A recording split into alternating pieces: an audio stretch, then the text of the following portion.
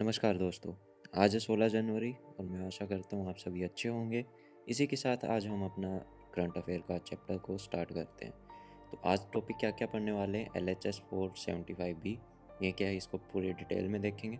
Soul of the steel challenge अभी start किया गया है, तो ये भी क्या है, इसको पूरा डिटेल में पढ़ेंगे।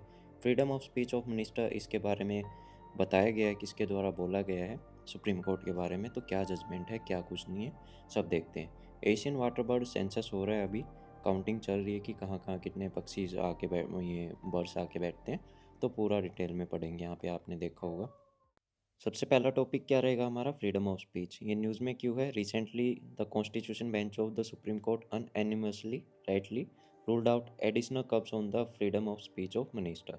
तो यहाँ पे क्या है ना, सुप्रीम कोर्ट हमारा क्या कहता है कि उन्होंने एक मतलब क्या है ना, एक केस था Kaushal Kishore versus state of UP, जहाँ पे एक मिनिस्टर ऑफ स्टेट ने एक इंसिडेंट पे, एक रेप इंसिडेंट हुआ था 2016 के अंदर बुलंदशहर में, वहाँ पे अपना एक टिप्पणी कर दी या फिर उसके बारे में कमेंट कर दिया। क्या कमेंट किया कि ये सब एक पॉलिटिकल कॉन्स्पिरेसी है और कुछ नहीं है, किसी का रेप वेप नहीं हुआ है, बस एक ये पॉलिटिकल कॉन्स्पिरेसी रची जा रही है और गवर्नमेंट को बदनाम किया जा रहा है। और इसी के ऊपर जो सर्वाइवर थे, जो पीड़ित थे, उन्होंने सुप्रीम कोर्ट के अंदर जाके रिट पिटीशन डाल दी।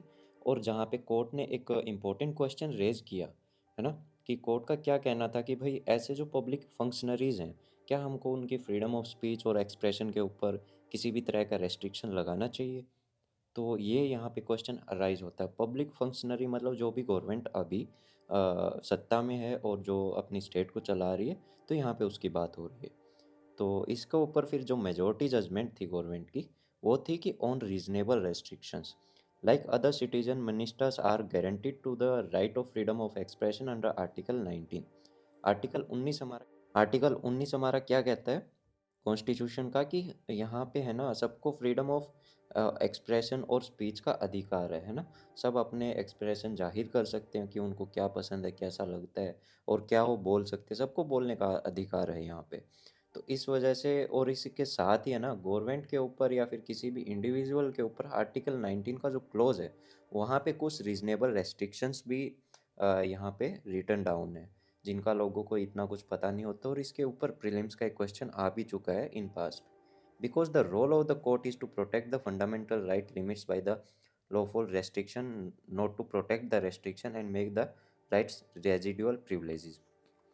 तो यहाँ पे कोर्ट क्या कहता है ना, कि भाई देखो, यहाँ पे हम प्रोटेक्ट करते हैं आपके फंडामेंटल राइट्स को, ठीक है। और जो रेस्ट्रिक्शन है, और जो मतलब जो भी रेस्ट्रिक्शन लगाए जाते हैं ताकि जो पब्लिक प्रिविलेज है वो बनी रहे और लोगों के बीच में शांति बनी रहे, वो किसी भी तरह से भंग ना हो, इस वजह से यहाँ पे क्लोज टू के अंदर कुछ रेस्ट्रिक्शंस की बात की गई है, जहाँ पे इन इमरजेंसी आपके ऊपर कुछ किसी भी तरह के रोकथाम लगाई जा सकती है। On collective responsibility, collective responsibility की यहाँ पे क्या बात की गई है, कि जो काउंसिल ऑफ मिनिस्टर है ना, वो एक ही नाव में सवार रहते हैं, सॉरी। तो एक ही नाव में सवार रहते हैं, अगर एक कुछ भी गड़बड़ कर देता है तो पूरी नाव डूब जाए। तो ऐसा यहाँ पे तो लागू हो नहीं सकता, क्योंकि भाई देखो, कोर्ट आई मीन जो क्या कहते हैं अपना, हाउस ऑफ पीपल है या लेजिस्लेटिव असेंबली है, उसके अंदर मिनिस्टर क्या कुछ कहता है, उसकी रिस्पॉन्सिबिलिटी तो कलेक्शन पूरी कलेक्टिव काउंसिल ऑफ मिनिस्टर की रहती है। लेकिन उसके बाहर वो कुछ भी एक्स वाई जेड करता है ना, कुछ भी गड़बड़ करता है, कोई भी अपना इंडिविजुअली स्टेटमेंट देता है, तो उसके ऊपर कोई किसी भी तरह की रोकथाम नहीं लगा सकता, वो अपनी मन मर्जी का मालिक है। अगर वो कुछ गलत कह रहा है तो बोलने दो, इग्नोर करो, है ना। यहाँ पे कोर्ट हर एक इंसान के पास जाके ऐसे उसका मुंह बंद नहीं कर सकता है। जो गलत होगा तो वो सामने आ जाएगा बाद में। The statement by the individual minister, the court also address the question of whether the statement of a minister that is inconsistent with the fundamental right of citizen can result in constitutional tort. तो भाई कि यहाँ पे क्या बात कही गई है, कि जो मिनिस्टर के द्वारा जो स्टेटमेंट दी गई है, क्या वो फंडामेंटल राइट किसी भी सिटीजन के उनको क्या कर रही है, उनका किसी भी तरह से हनन कर रही है या नहीं। यहाँ पे सिर्फ उन्हीं चीज़ों के बारे में कोर्ट डिस्कशन कर रहा है। यहाँ पे फिर बात करते हैं डिसेंटिंग जजमेंट की, और a hateful public discourse. The minority judgments expresses concern over the hateful public discourse. Hate speech, whatever its content, denies people dignity. It speaks of the special duty of public functionaries and other persons of influence to be the more responsible, restrained in their speech, and to understand and measure their words. तो यहाँ पे क्या बोला गया है government के sorry supreme court के द्वारा कि देखो जो भी पब्लिक फंक्शनरी है, जो भी पर्सन ऑफ इन्फ्लुएंस है, जिसको देख के लोग इन्फ्लुएंस होते हैं, इन्फ्लुएंसर जिनको आप बोल सकते हो, है ना? तो वो ज़्यादा रिस्पॉन्सिबल होने चाहिए उनको, ठीक है? उनको समझना चाहिए कि उनकी जो स्पीच है उससे क्या हो सकता है, उसका मतलब बाद में तात्पर्य क्या निकल सकता है, लोग उसको कैसे लेके जाते हैं। अगर उन्होंने कुछ भी गलत बोल दिया तो किसी भी एरिया के अंदर किसी भी तरह की प्रॉब्लम क्रिएट हो सकती है वहाँ पे। On collective responsibility, it is possible to attribute vicarious responsibility to the government if a minister's view represent that the government and it's related to the affair of the state। अब यहाँ पे क्या बात कहा गया है कि जो मिनिस्टर्स के व्यू यहाँ पे रिप्रेजेंट किए गए हैं, देखो वो गवर्नमेंट या फिर जो गवर्नमेंट के काम-काज है ना, उनसे थोड़ा-सा अलग है, ठीक है? अगर यहाँ पे वो गवर्नमेंट के व्यूज़ यहाँ पे रिप्रेजेंट करता है, तो फिर बात आती है कलेक्टिव रिस्पॉन्सिबिलिटी की। लेकिन वो अपना इंडिविजुअली कुछ भी अनाप-शनाप बयान दे देते हैं। आपने देखा होगा आजकल एंकर्स है, टीवी एंकर्स, वो भी कुछ भी अनाप-शनाप बोलते रहते हैं, डिबेट करवाते रहते हैं। तो अगर आप उनको ज़्यादा हवा दोगे, तूल दोगे, तो फिर तो नुकसान करेंगे ही। तो ऐसी चीज़ों को इंसान को भी इग्नोर करना चाहिए। इतना रिस्पॉन्सिबल तो आपको खुद को भी बनना पड़ेगा, वरना आप हर किसी का मुँह जाके बंद नहीं कर सकते। Statement by the individual minister, it holds the view that there should be a proper legal framework to define acts and omission that the constitutional toll. तो भाई यहाँ पे एक प्रॉपर लीगल फ्रेमवर्क होना चाहिए, कुछ एक्ट्स होनी चाहिए जहाँ पे ऐसे-ऐसे जो स्टेटमेंट्स आते हैं किसी भी इंडिविजुअल मिनिस्टर्स के, उसके ऊपर रोक लगाई जाए। अब बात करते हैं आर्टिकल 19 की। आर्टिकल 19 हमारा कॉन्स्टिट्यूशन का हमको क्या गारंटी देता है? वो देता है right to freedom of speech and expression और typically invoked against the state. तो यहाँ पे क्या है ना, आपके पास फ्रीडम ऑफ स्पीच है, एक्सप्रेशन है, अगर कुछ गलत हो रहा है तो आप वहाँ पे अपनी आवाज़ उठा सकते हो। अगर गवर्नमेंट कुछ गलत कर रही है तो वहाँ पे भी आप आवाज़ उठा सकते हो। इसीलिए इसको बोला जाता है ये मोस्टली स्टेट के अगेंस्ट होते हैं, गवर्नमेंट के अगेंस्ट होते हैं। तो article 19 clause 1 constitution of India 1949 के अंदर इसको ऐड किया गया था। तो इसके अंदर कौन-कौन से राइट आते हैं, इस पे सबसे ज़्यादा क्वेश्चन निकलते हैं प्रीलिम्स के अंदर, तो याद रखो। ए तो हो गया, पहला तो हो गया freedom of speech and expression. फिर आपके पास अधिकार है कि आप पीसफुली विदाउट आर्म्स अपनी असेंबली गठित कर सकते हो, कहीं भी इकट्ठा खड़े हो सकते हो, एसोसिएशन और यूनियन बना सकते हो, अपनी टेरिटरी ऑफ इंडिया के अंदर फ्रीली मूव कर सकते हो, किसी भी स्टेट, किसी भी टाउन के अंदर जा सकते हो, वहाँ पे काम कर सकते हो, वहाँ पे रह सकते हो।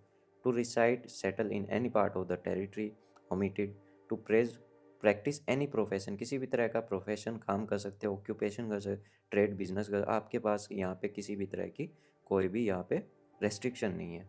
अब क्लॉज 19 का 2 क्या कहता है कॉन्स्टिट्यूशन का, यहाँ पे बात की गई है कुछ रीजनेबल रेस्ट्रिक्शंस की, है ना?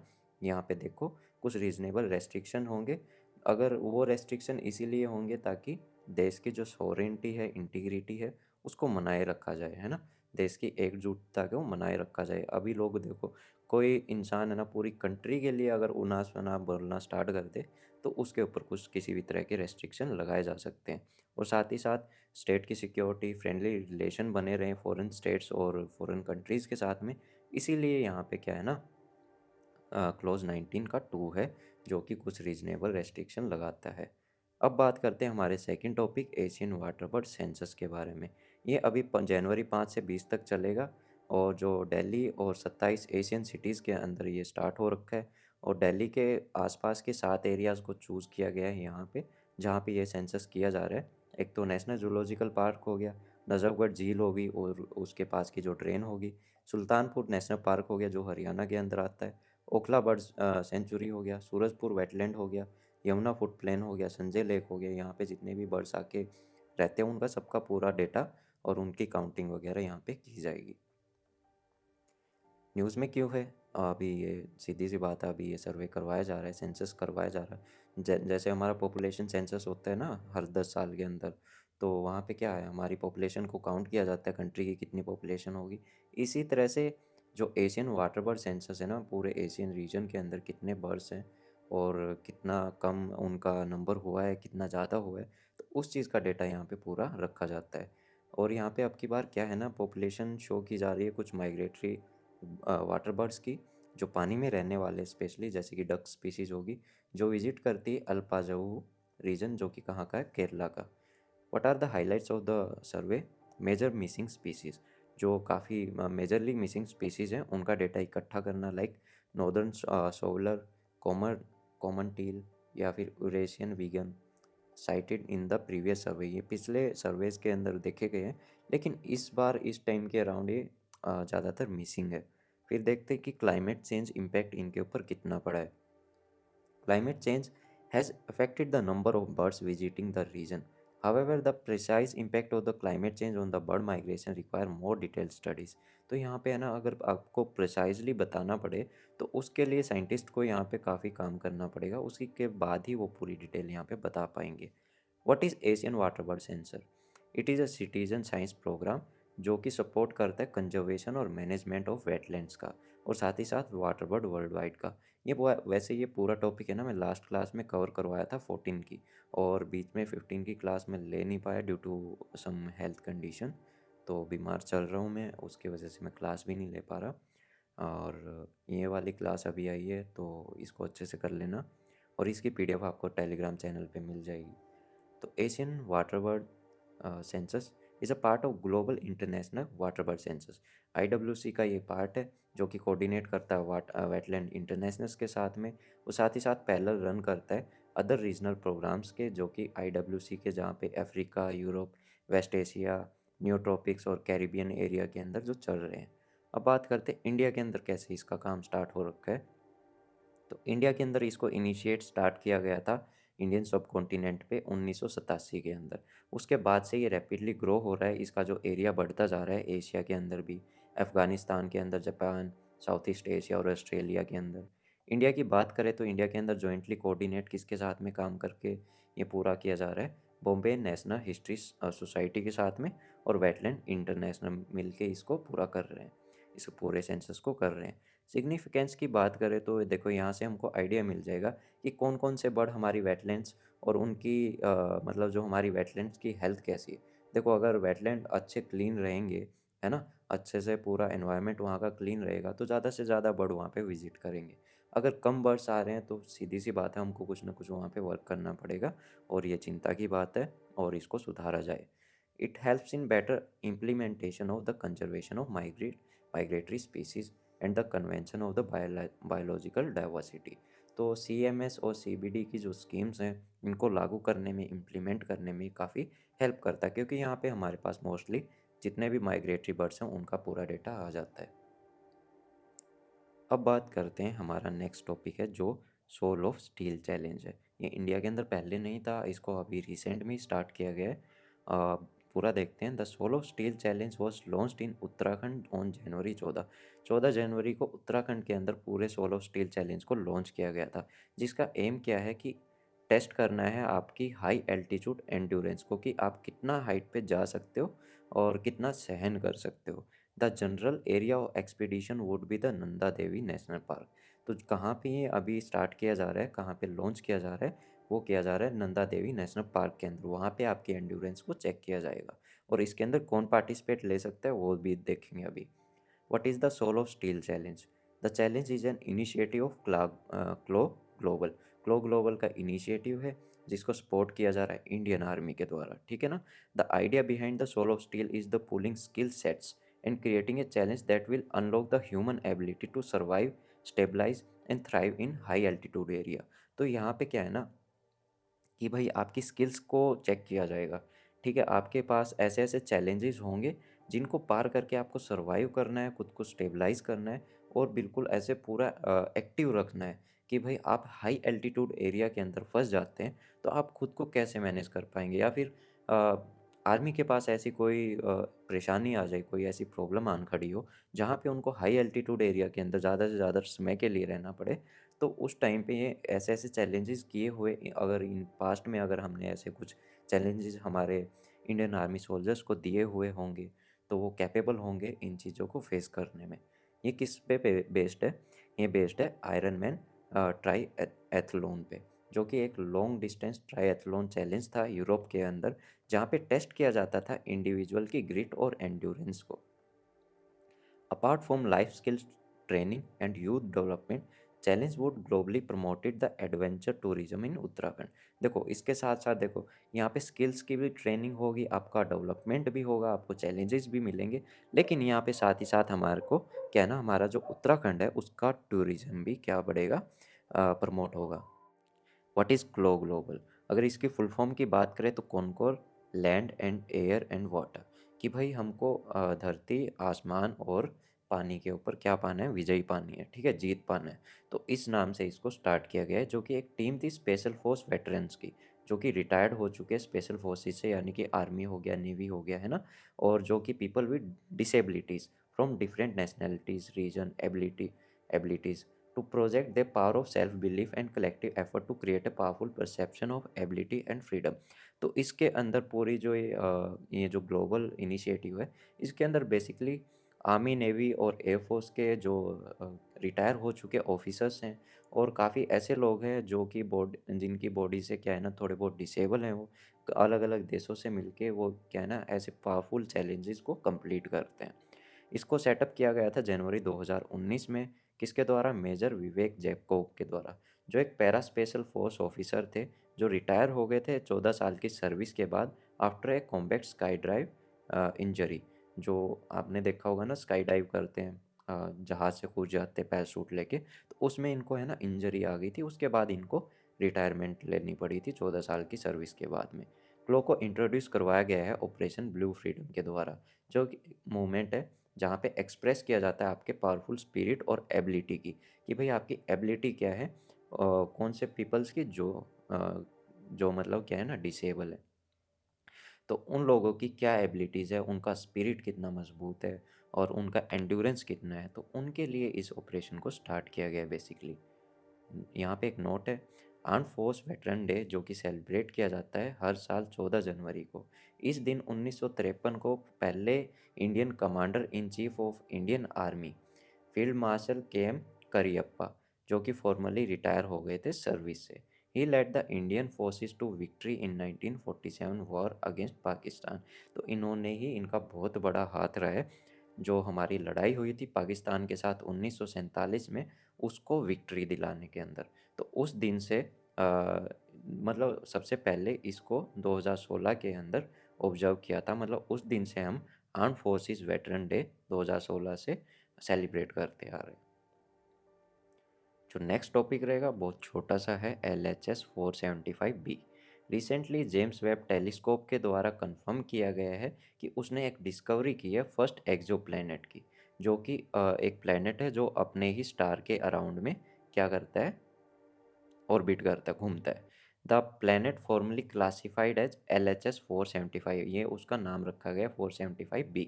The planet is almost exactly the same size as of earth. Earth के सेम साइज का ये, मतलब जितनी बड़ी अर्थ है उसी साइज का ये है।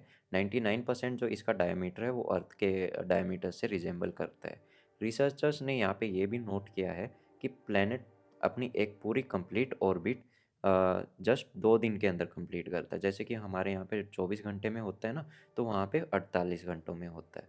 Although LHS-475b is closer to its star than any planet in the solar system। तो ये जो इसका जो स्टार है उसके काफ़ी क्लोज है, उसी के अराउंड में ये क्या करता है, ऑर्बिट करता रहता है, रिजोल्व करता रहता है, और ये सबसे क्लोज है पूरे सोलर सिस्टम के अंदर। Its red dwarf star is less than the half the temperature of the sun. जो इसका जो स्टार है जिसके बिल्कुल काफ़ी करीब है, तो वो अगर उसके टेम्परेचर की बात करें तो जो सन का टेम्परेचर है ना, उससे उसका टेम्परेचर आधा है। So the researcher are expecting that it still could have an atmosphere. तो कि भाई वहाँ पे जैसे अर्थ पे एटमॉस्फेयर है, वातावरण है, तो वहाँ पे भी कुछ ऐसा सही वातावरण होना चाहिए। अब देखते हैं रेड ड्वार्फ स्टार होते क्या हैं। ये स्मॉल होते हैं, लो मास, इनका जो मास है, घनत्व है, वो भी काफ़ी कम होता है, डिम होते हैं, और काफ़ी ठंडे स्टार होते हैं, ठीक है, कूल कूल होते हैं। बॉडी इनकी सरफेस की बात करें तो कूल होते हैं mostly. Many have big फ्लेयर्स and mass ejection on their surface. They habitable zone of the red dwarf star is closer to the star than the stars like our sun। मतलब कि एक तरह से अगर उनको देखा जाए तो बाकी दूसरे जितने भी स्टार्स है, जैसे सन हो गया, तो सन के जैसा ही वो रिजेंबल करते हैं, making it easier to observe potentially habitable planets. अब जेम्स वेब की बात करें तो ये एक इंटरनेशनल प्रोग्राम के द्वारा स्टार्ट किया गया था, जो कि नासा और इसके पार्टनर यानी कि ईएसए यूरोपियन स्पेस एजेंसी और CSA Canadian space energy agency के द्वारा स्टार्ट किया गया था। उन्हीं के द्वारा इसको बनाया गया था। तो ये थी आज की क्लास। अगर वीडियो अच्छी लगी तो लाइक कीजिएगा और चैनल को सब्सक्राइब कीजिएगा। बाकी मिलते हैं अपनी अगली क्लास के अंदर, और इस क्लास की पीडीएफ आपको मेरे टेलीग्राम पेज पे मिल जाएगी, जिसका लिंक आपको डिस्क्रिप्शन में मिल जाएगा। और वन मोर थिंग, मैंने एक और चैनल बनाया है, अभी एक ही वीडियो आई है उस पर, तो अगर टाइम हो तो उसको भी विज़िट कीजिएगा। उसका लिंक भी मैं डिस्क्रिप्शन में डाल दूँगा। तो मिलते हैं अपनी अगली क्लास में, तब तक thank you. Have a nice day.